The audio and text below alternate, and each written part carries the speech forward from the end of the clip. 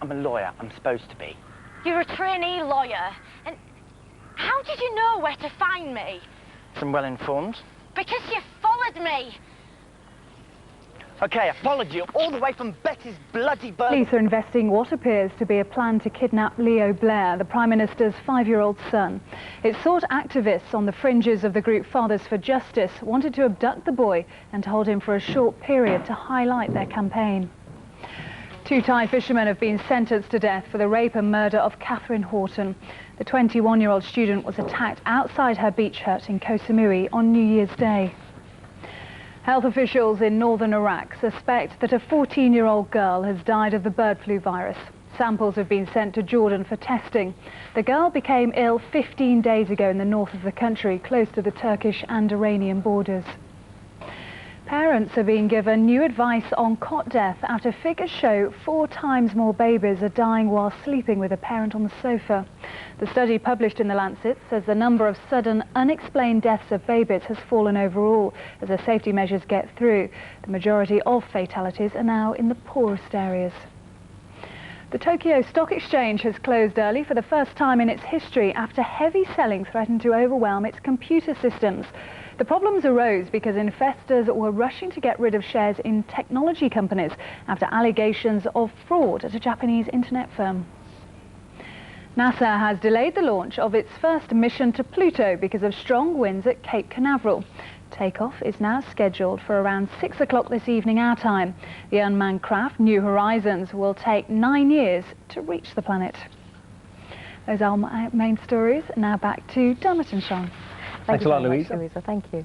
Now, when a bikini-clad Ursula Andress emerged from the sea in Dr. No, she ensured that the Bond girl was as important to the film franchise as the secret agent himself. Why are you laughing? Made a young boy very happy seeing that film, I can tell you. You were suggesting earlier I should be Rosa Klebb, which I think is... Was the pointy shoes. Oh, right, no, okay. I think you should be. Movie fans are getting shaken and stirred now as to which actress will share the screen with Daniel Craig in the latest Bond adventure. Yes, well, Hollywood gossips have suggested that the part has already been filled, but no official announcement has yet been made. So, who has been into the studio to read for one of the entertainment industry's most successful female producers, Barbara Broccoli? She's the daughter, of course, of Cubby, the man who made Bond. Well, could it be the Australian-born actress Rose Byrne who'll take the starring role in Casino Royale? Or the British actress Thandie Newton, fresh from her success in Mission Impossible 2. Or an actress with a Bond pedigree, Diana Rigg's daughter, Rachel Sterling, has also been linked to the part. Well, some contenders there. Well, to help us play the guessing game is film critic Quentin Cooper, a Bond expert, the author and actor Charlie Higson. A very good morning to you. Guys, it's the 21st century. Why are we discussing who's going to be the next Bond girl? Does it really matter?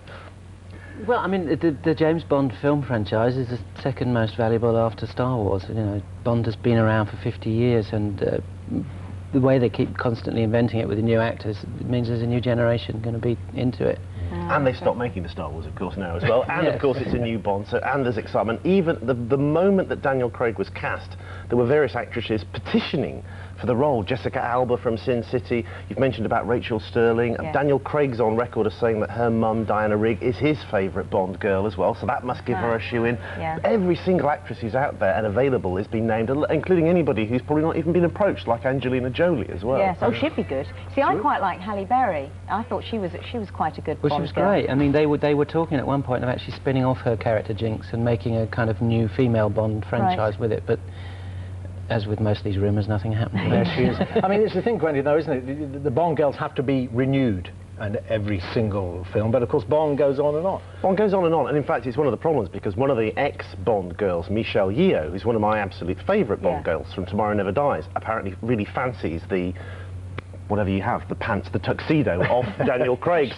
So she's on record as saying she'd really like to be back in it, but of course that makes it tricky. Ursula Andress did manage to be in 2 different Bond girls, but by playing 2 different people. She was in the first version of Casino Royale, and this is the very role that they're talking about now. Who is going to play the role that Ursula Andress played? Yeah, who would you like to see? You would see Michelle Yeoh. I'd be very happy to have Michelle Yeoh back as well, but I also think Rachel Sterling would give the sort of dynastic feel that I think would be appropriate now. Charlie, do you have any? It's difficult, isn't it? Out of that list, I'd go with Thandie Newton, actually. I think she's probably the sexiest of them. Yeah. You do need to be pretty sexy. Do you? Was this a Bond girl? Because it's a Bond film, you need a woman in a bikini. But that being said, I mean, you know, if they're sticking closely to the book, it's actually not a great part, Vesper Lynd. Well, because I mean, the Casino Royale has been made before, hasn't it? It was a spoof with David Niven and Woody Allen and people like that. They didn't take much from the book. So what is the story Well, behind the story in the book is she is working for the Secret Service, helping Bond, but it turns out at the end that she's actually been working for the Russians all along, and she commits suicide.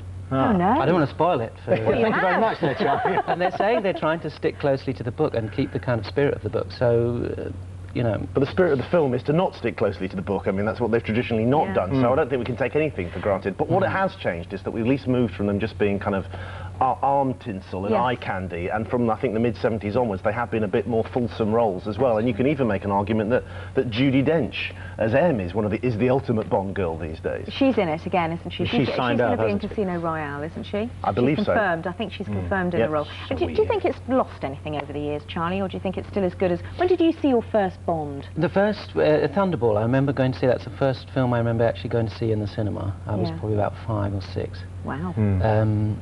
And, you know, growing up in the 60s, that was the great era for Bond. And, you know, fantastic. I mean, you Bond write about young James Bond, don't you? I mean, Yes. it's difficult to get James Bond at that age involved with girls. Well, isn't it? there are obviously Bond girls in the books. You have to put girls in the books. But I did an event the other night with a lot of boys, and I said, do you want to read about James Bond kissing girls?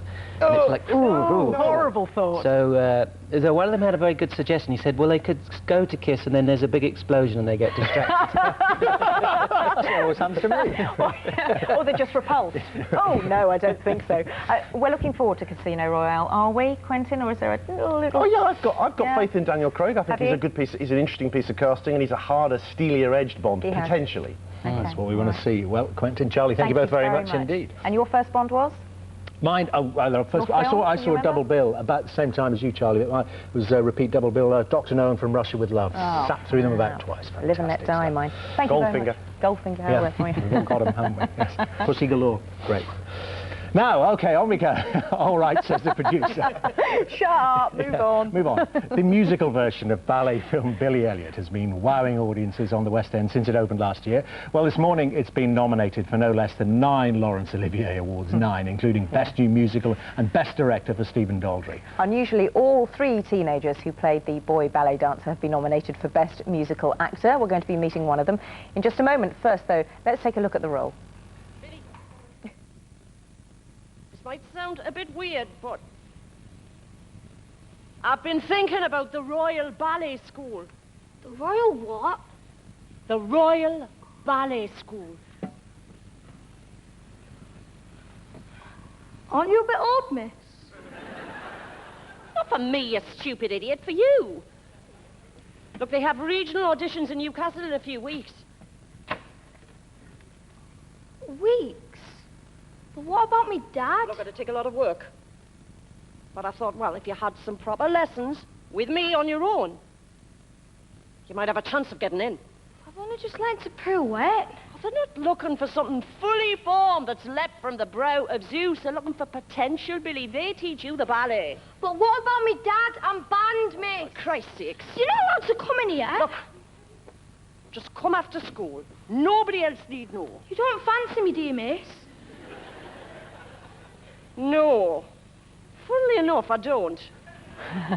Good stuff. That was Liam, we should say, one of the Billy Elliots. We're joined by George Maguire, who's another one of the original Billy Elliots in the stage version, who joins us this morning. Hi, Morning George. to you. Morning. Thanks very much for coming in. You're not in the stage show anymore, but it must have been huge fun while you were doing it, wasn't it? Yeah, it was amazing what happened, but now it's all finished and it's a bit sad, but I'm quite happy to get back to normal life for a bit. Are you? Yeah. and Really? just- You're not going to miss the Get back to school. starriness of it? Yeah, get back to school and just see my mates for a bit. Yeah. Just talk us through how you got the part. I remember we reported on the auditions. didn't It was we? really tough, wasn't it? Well, first of all, there was just a big open audition where I think it was something like 3,500 kids went to audition for it.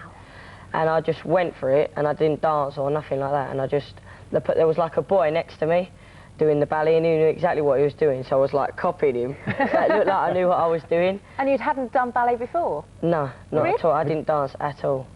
But I just always had... I don't know, I just always thought that I'd love to do something like that. Yeah. And then I just saw Billy Elliot in the newspaper and I was like, oh, that would be amazing to do something like that. And I went for it and I just kept going through and through and through, and then eventually I got to play the part. It shows dreams can come true, doesn't it? Yeah. Now, you had to share the part because, I mean, the rigours of it, there was so much to do. How often were you on during a week, or did you do it in blocks? Well, usually about 3 times a week. We shared it out mainly because of our age. Yeah. It's because I'm 15, James is 15, and Liam's 13. Yeah. And we're too young to do the whole week, and the show is so demanding for us.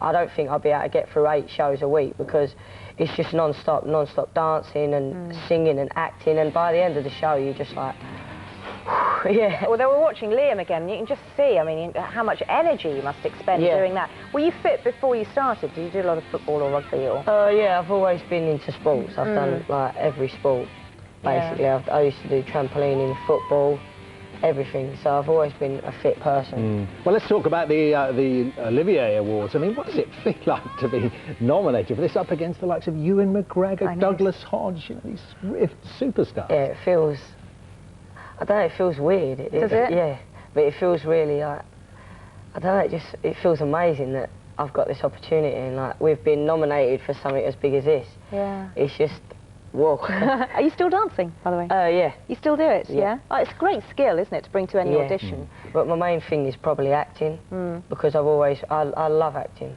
so much.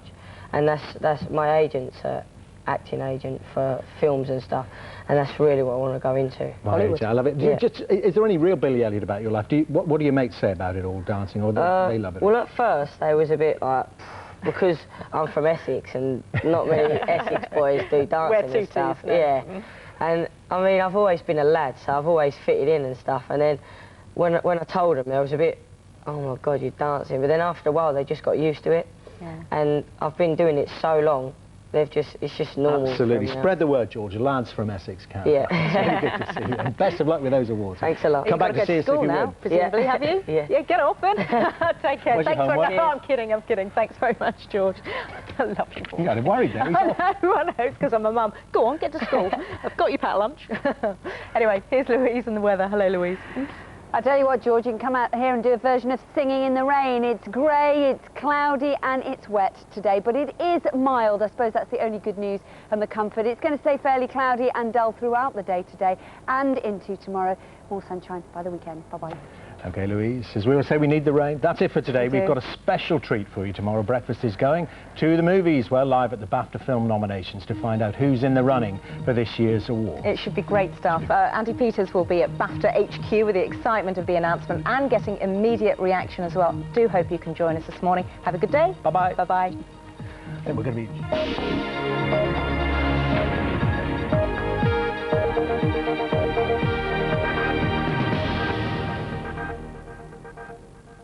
No-nonsense advice on dealing with debt. Beat the Bailiff is next here on BBC One. But if that's not an option, do a runner. Not really. Living in the Sun is at 10. Like most women, I have no head for politics, sir. I've been waiting for you to summon me, Beth. Your father found the strength to deal with her mother. I will have no man rule over me! To my England, with love. The Virgin Queen. Sunday at 9 on BBC One. Jimmy Saunders was brutally hacked to death last night, and the killer may well be standing in this room. Golden rule in all these cases is the first one to speak did it. Interview conducted. Is that legal? Trust me, it's better than writing it down. You're making him prime suspect based on what, a hunch? Because he's guilty as sin. What's going on? He hasn't done anything. If he's innocent, there's nothing to worry about, is there? Snap decision, guilty, yes or no. It doesn't work like that. Life on Mars, Monday at 9 on BBC One.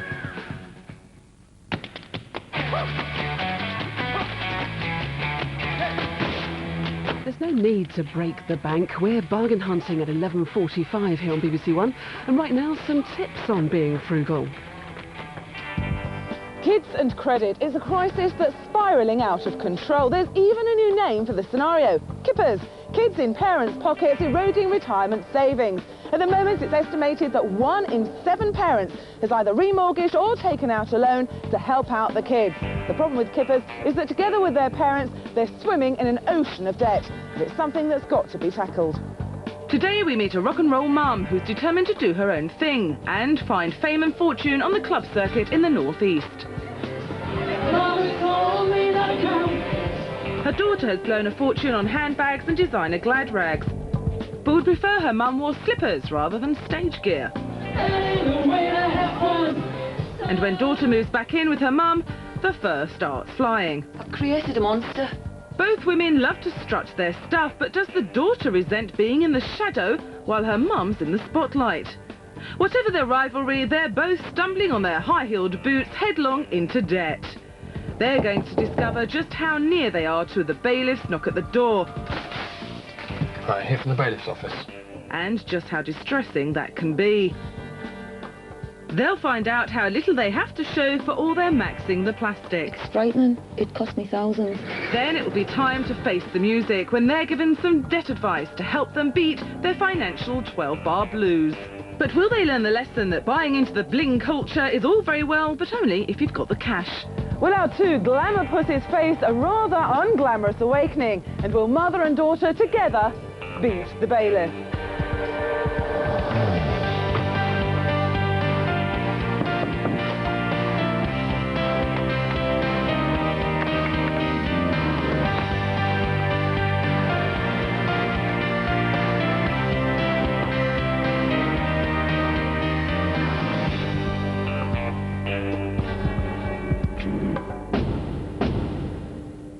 Meet mother and daughter Denise and Lindsay, 49 and 22, who live in the northeast.